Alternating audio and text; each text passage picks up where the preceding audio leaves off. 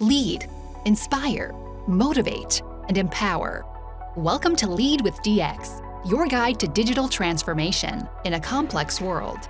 Here are your hosts, Lars and Wasantha Wirakuni, the founders of Tech One Global and Enadoc.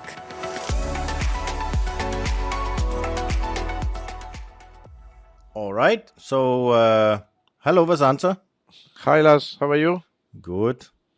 You should see my setup here today. It's quite interesting. It's really like a classical work from home kind of situation.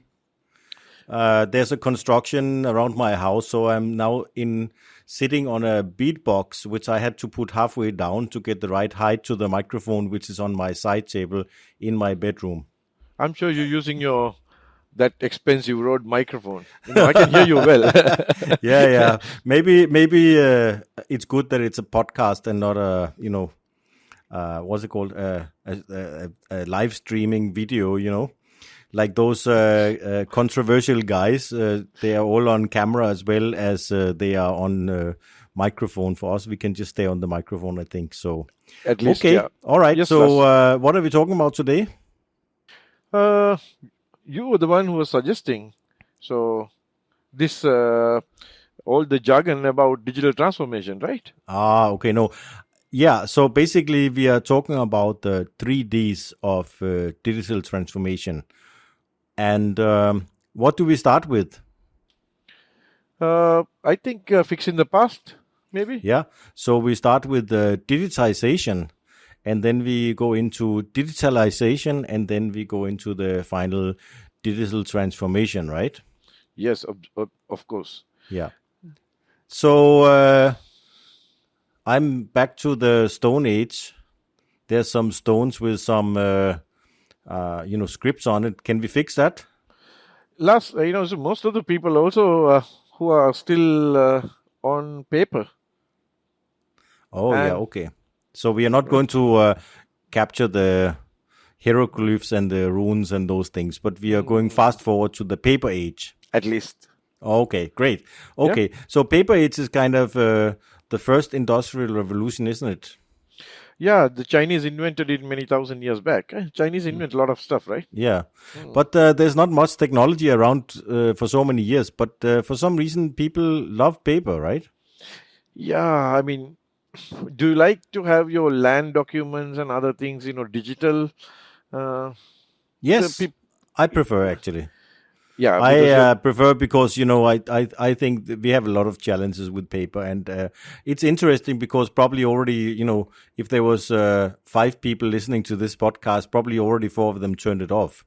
Because they said these guys are going to talk on paper, and if there's 100, maybe we still have 5 left or something. But the issue is that around us in our day-to-day environment, we are very comfortable with the paper. Maybe you can turn off your notifications so you don't get disturbed. Yes, sorry for that. Even though we talk about the Stone Age, we are still living in today's world. Yeah. And so I think the bigger challenge we have is that while we recognize that digital age is here and we all use technology every day, many of our day-to-day private and business processes are still very paper driven, and even if they are digital, they originate from paper. But as long as they are on paper, the challenge is you can really not move to the next step, right? Absolutely. So it's more psychological, right? This paper thing, it's isn't it psychological? We can touch and feel. That's why people like it, because is that the reason? No, I 100% agree with you that we can't move forward. But why people are not moving forward? No, I think first of all, if you enter into any organization today, probably as a new manager, a new leader, as a new employee, you have a vision of things you want to change and progress. And as we talked about earlier, if you start to talk about the paper, then already so many people left the room. They are not interested in that. It's legacy. It's past. It's done. It's finished. let's move on from there. But the reality is that an organization are living in today's environment in a very hybrid kind of setup. If you think about a typical business function today, we have information which is online. If you look at finance, for example, we might receive a purchase order by email. We might receive a purchase order with an attachment of a scanned purchase order. So somebody has printed a purchase order somewhere, scanned it, and attached it to the email. And other places, it might be, output from a system. So there's a system that generate a PDF, but the PDF still emulate kind of the look and to a certain extent feel of paper, right? So it looks like a paper purchase order. So now we start a process in our company based on that. Once we start that process, we might be able to complete that process internally without printing this purchase order and entirely do it inside. But once we want to send an invoice to our client, are we able to send the invoice the same way? If we're able to send the same way, that's fine. Now we are delivering the product. What happens to the delivery note? And what happens then to all of these components together? If they're all digital, they're all in PDF.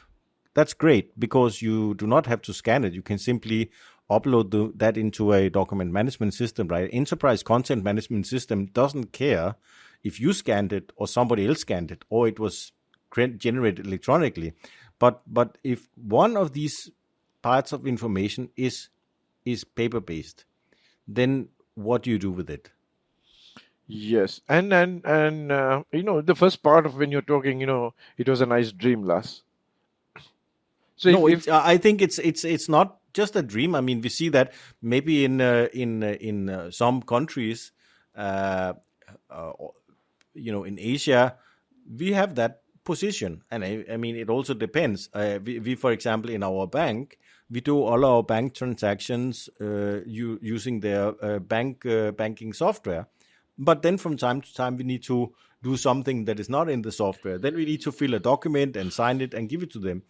And during the pandemic, when we are all at home, they totally agreed that we send this document to them by email. So that means we can scan the document, we can create the document, we can sign it and send the signed copy to them.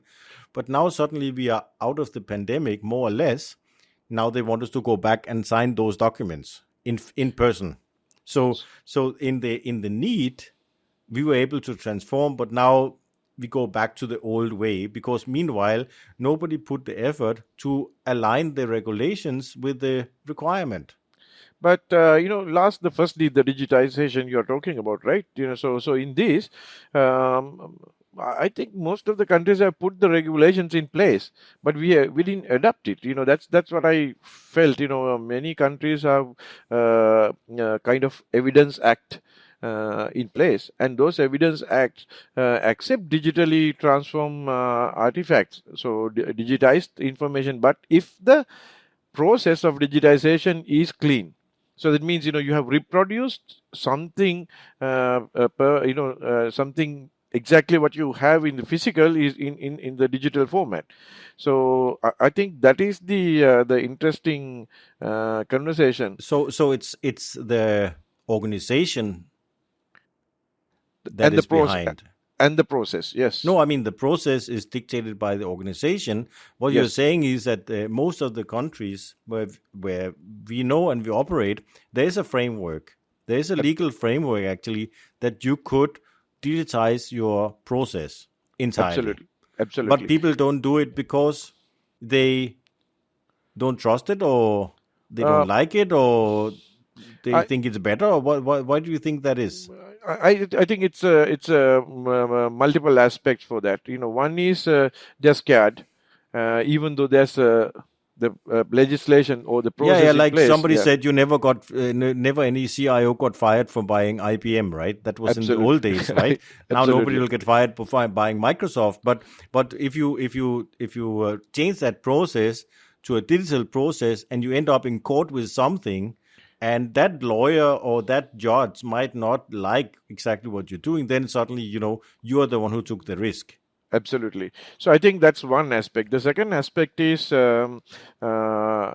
people think still that's not a priority to digitize.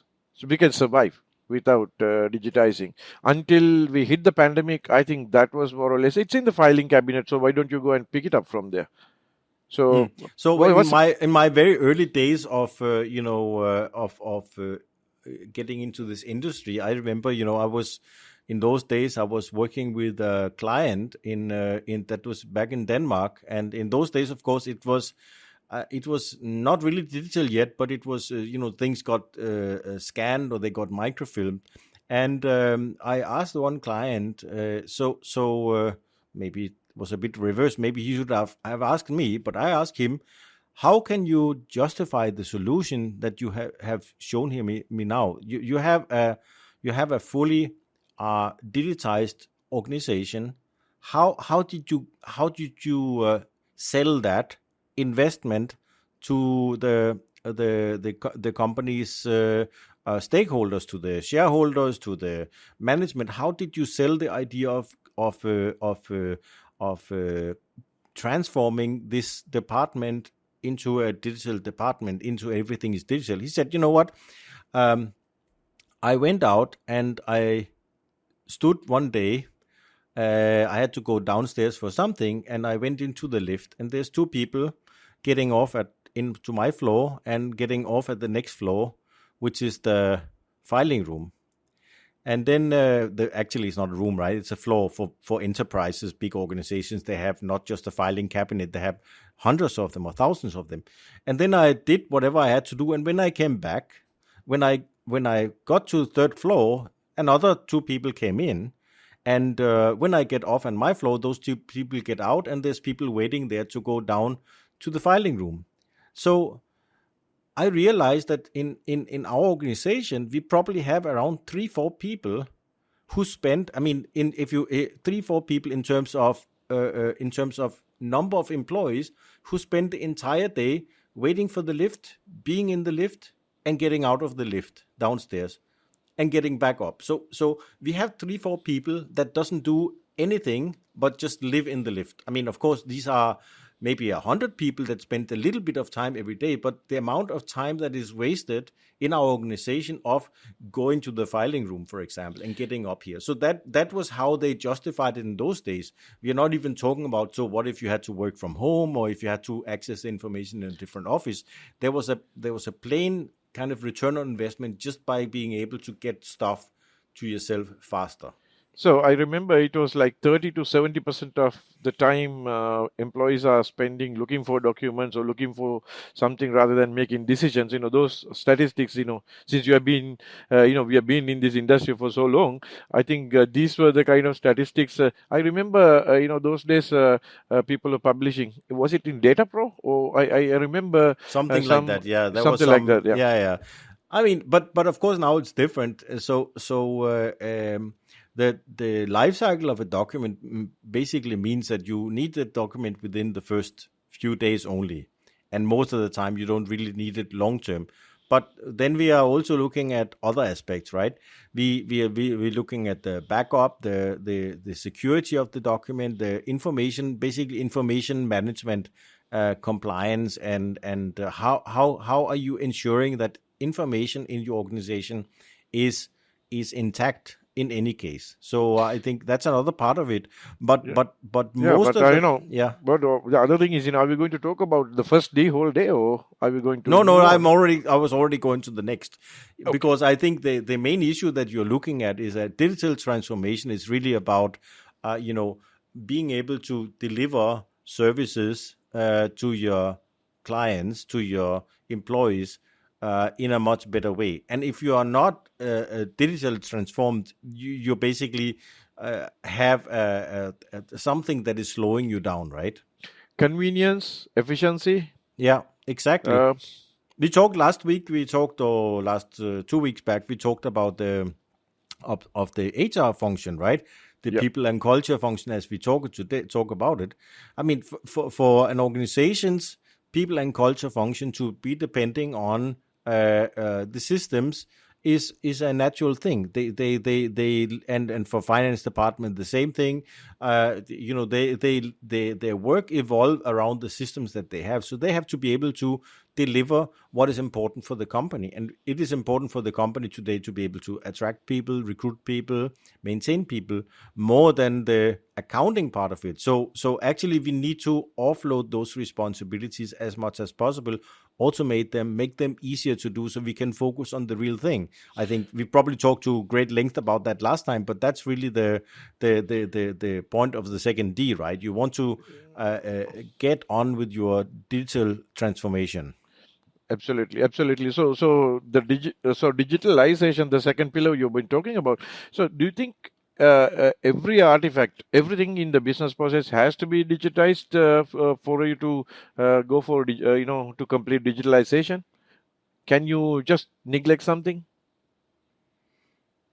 You can neglect anything you want, but it's not going to help you, right? I mean, at the end of the day, that information exists because because of a certain process, and you don't know what you will need tomorrow. So yes, you can ignore it. I mean, we learned something in the pandemic, right? The smaller things becoming more become the showstoppers for many of the people, because we have line of business systems, like ERP or finance systems, human resource, or we can say people's management solutions, and vertical business solutions. But what matters was that the connection between these tools, or this number of systems, and the actual knowledge what is required for people to make decisions. This is what was missing for many organizations to survive, right? Last 2 years, I think many people learned that.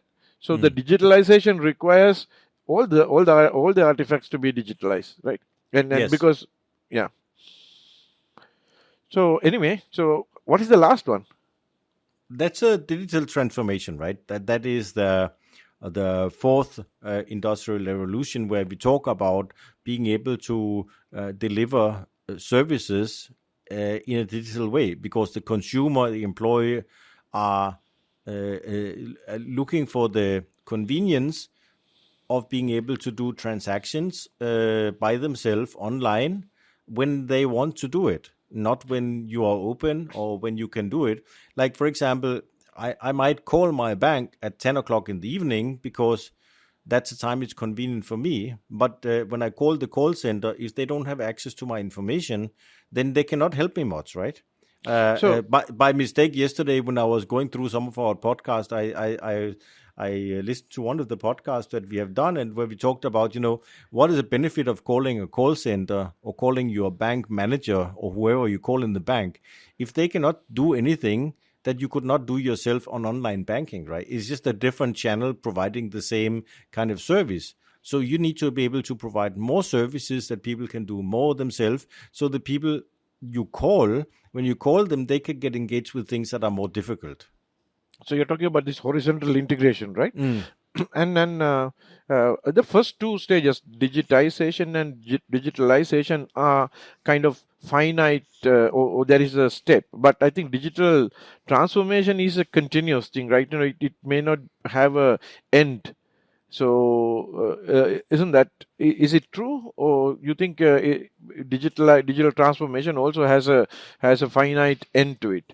Because digitization, once you take all your physical artifacts, when you digitize it, then it's over, right? And then you can, if you're creating everything digital, then now the digitization process is over.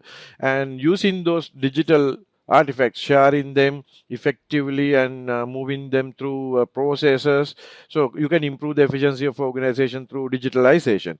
But the digital transformation, what you said, providing a perimeter digitization, that means letting your customers be able to talk to you digitally, and you'll be able to with multiple channels. So that will not end, isn't it? It keeps on enhancing, and it's something. It becomes a lifestyle for organization, isn't it? I mean, it's not only a lifestyle; it's a survival. Yeah. Because if you don't transform your organization, other companies will transform, right? I mean, we are seeing every day that when we are consumers ourselves, we see ourselves the gaps in other organizations, and we think, why didn't they do this? Why didn't they do that? That would have been easier for them and easier for me.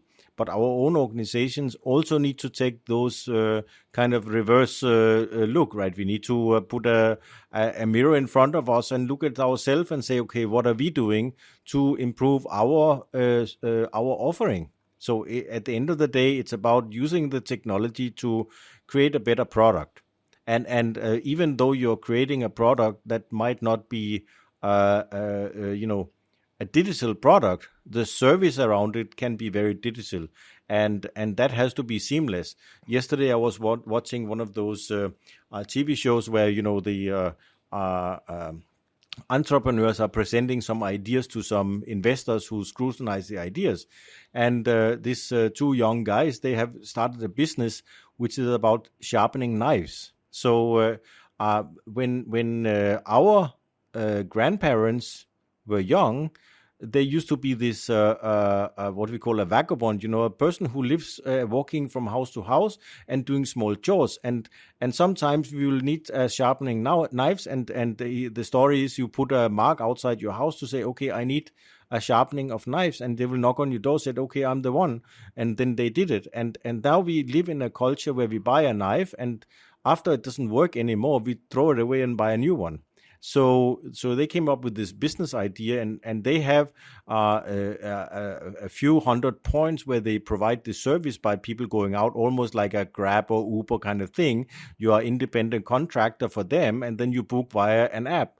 But the investors are looking for more than that. They're looking for, why should I have somebody come to my house? Why I cannot send my knives to you? Why don't you have a mail-in service and things like this? So services are always evolving, and even though the service of sharpening a knife is something we have done ever since we invented knives, right? That can still be a digital service that you can provide today. So if you are going to be sharpening your knives, probably you need to sharpen your knife on a regular basis, so you need to subscribe to that. So are you introducing a subscription service? What about commercial clients who need to have their knives sharpened every month? They should not wait for the knife not to be sharp before somebody comes and sharpens. So suddenly that simple, ancient craft of sharpening a knife has become a technology service. So basically, we are a technology services company providing knife sharpening. Absolutely. Nice story. That's a true story. I mean, it's not something I just came up with. It's almost to the level you say, did you just come up with that? No, it was actually there. I was just about to ask you, whether you came up with this story. No, it was not. I can even show you. It was in the Danish TV, so you'll not understand anything, but you will see these guys, and it's amazing actually how many of the ideas are being presented in these kind of forums where you say, yeah, that's a great idea, but how is that digital? How can you make it digital? Because that's where the magic happens, right? I mean, so if you give it a little bit of thought, any process can be transform into digital, right? There can be a digital front end to that. That's what you're saying. Yeah. And the services around it, meaning that at the end of the day, changing oil on a car is not digital, right? Yes. But scheduling it, reminding about it, paying for that service is all digital, right? It doesn't have to be that you wait for the lamp to come on and then you go and say, let me fix it. It can be predicted. It can be maintained. And that's why you see, for example, companies like Rolls-Royce and General Electric on their aircraft engines, they are not selling them anymore. They are leasing them based on consumption. The more you fly, the more you pay, and those models, because you have so much technology inside that can measure everything, that when they need to be replaced, when they need to be fixed, when they need to be serviced. So as big industries are doing this, smaller industries will do it as well. So that is correct. It never ends. We can always grab something we are doing right now and look at how can we improve this digitally. So pay for what you consume, pay for what you use. So I think this is to do this. You need to be very efficient, right? You need to if you are going to charge your customers just only for the consumption, that means you need to manage it very well. Uh, so is this is the future of how people will pay for what you get, right? Yes. And yeah, I think with the digital transformation, these things are becoming possible. And I remember you were talking about how to take any service and transform that one to deliver digitally. It doesn't mean that you're delivering actually the physical service digitally, but things around that one to wrap it up. So it becomes very user friendly, and people can easily understand what's happening, and they get informed about what's happening, and also maybe it's very interesting to see. So, is that the same thing? Is that the same thing that all these big, transformational companies who did for hotels to even organizations like Uber did? I think they wrapped it around, right? So this is exactly what we are talking about.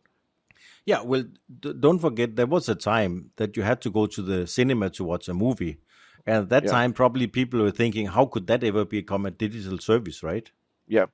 So of course, technology changed over the years, and we might not have an opportunity in our industry, in our business today, to take advantage of technology the same way as other companies have taken advantage. But Hmm.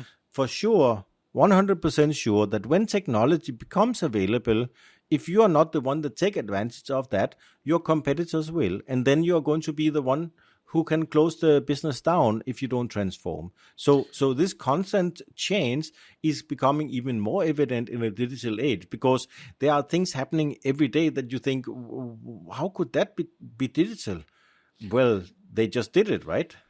Yes, and now we ourselves in this business, we create content now, right? We do generate documents, merging documents. So nowadays the documents are not actually taken a papyrus and handwritten. They are all initially created in a computer and maybe printed for the purpose of that the other person feel that they need to have it on touch it or feel it. Yeah, I mean, I think we are still very young in our use of technology and devices compared to the hundreds or thousands of years that we have been using paper. So of course, like for example, if you travel today, I have tried that myself. Imagine we're talking about I tried to travel. 2 years ago we were traveling all the time, but I traveled only once in these 2 years, and the experience of traveling from end to end during restrictions were quite seamless actually, and Hmm. and I did it completely digital in the sense that I did not print a single document. I did not print a single PCR test or a vaccination card or anything. I had everything on my phone, and it worked well. But I could see that the people who showed up, to the checkpoint in the airport and whatever with the papers, they moved faster, I right? almost, I, I almost, I thought you were going to talk about virtual tour like a No, Meta or no, something. no, no, no. What I mean is that they moved faster because they had a printout of this document, and what happened was that these authorities, they actually wanted to keep a copy of these documents, so they could just they took a phone out and took a picture of that document, Yeah, so they could keep it. But for me, I had it on my phone. It became more complicated to take a picture of my phone. So there was never anything said in the process that they needed a copy of that, right?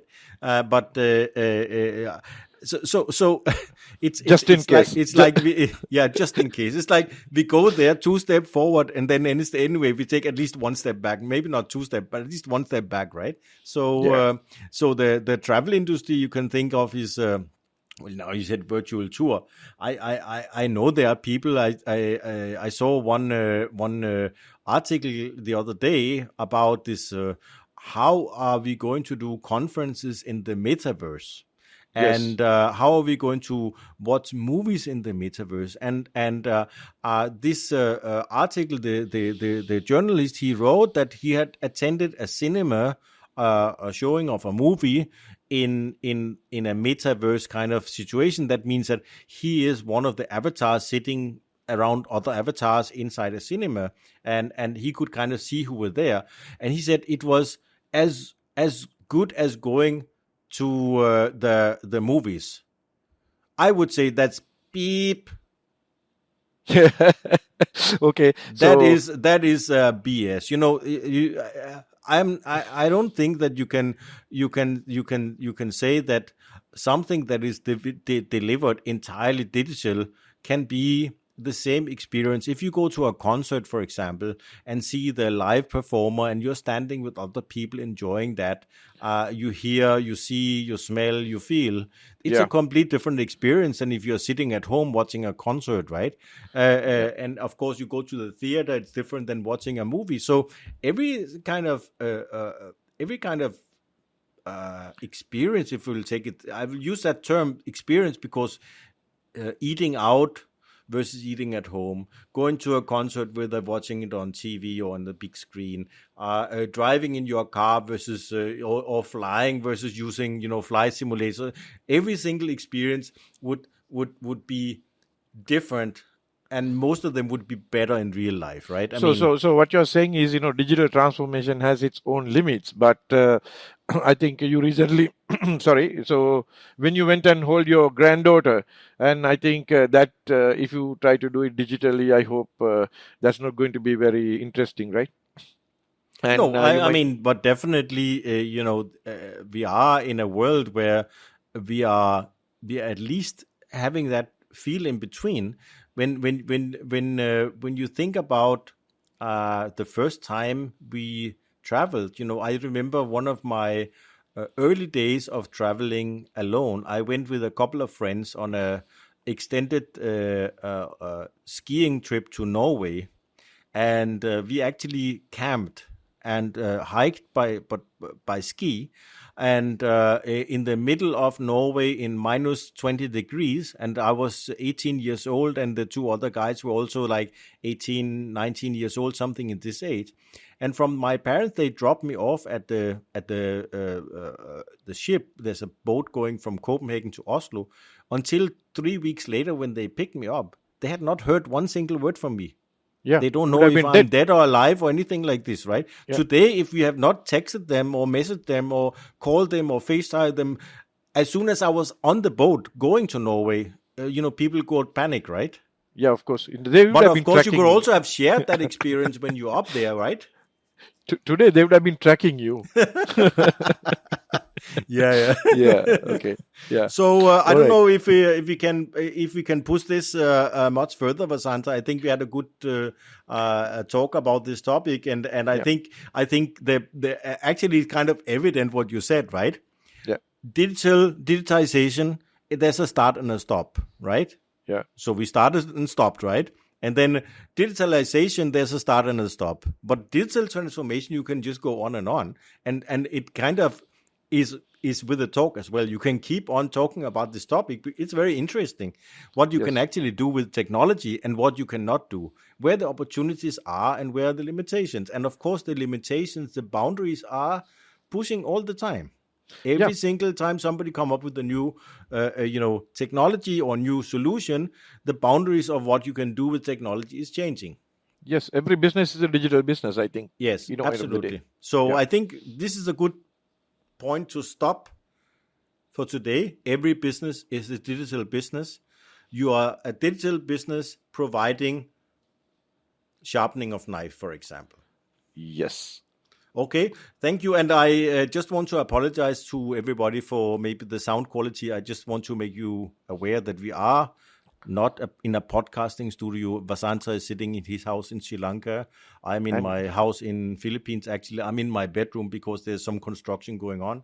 And I hope it was worthwhile to listen to us for this day. And thank you so much. Thank you, Wasantha. And thank you, Lars. Talk to you soon. Have a good day. Bye-bye. Thank you. Bye. Take care. Bye. Take care. Thank you for listening. Don't forget to rate and review our podcast, and be sure to subscribe to get the latest updates. Let's talk again soon.